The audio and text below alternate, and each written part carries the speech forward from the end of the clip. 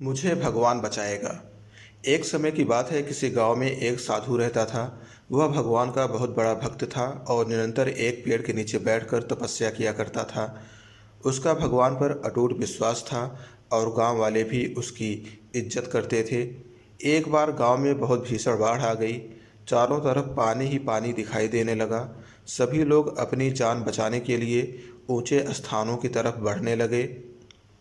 जब लोगों ने देखा कि साधु महाराज अभी भी पेड़ के नीचे बैठे भगवान का नाम जप रहे हैं, तो उन्हें यह जगह छोड़ने की सलाह दी।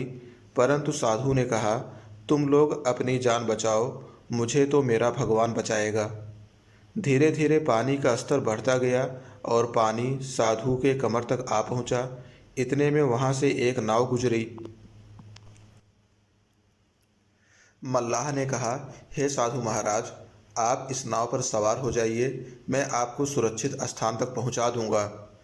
नहीं, मुझे तुम्हारी मदद की आवश्यकता नहीं है, मुझे तो मेरा भगवान बचाएगा, साधु ने उत्तर दिया। नाव वाला चुपचाप वहां से चला गया। कुछ देर बाद बाढ़ और प्रचंड हो गई। साधु ने पेड़ पर चढ़ना उचित समझा और वहां बैठकर ईश्वर को याद करने लगा। तभी अचानक उन्हें गड़गड़ाहट की आवाज़ सुनाई दी। एक हेलीकॉप्टर उनकी मदद के लिए आ पहुंचा।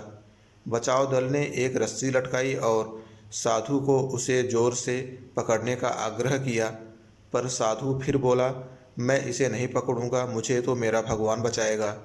उनकी हट के आगे बचाव दल भी उन्हें लिए बगैर वहां से चला गया।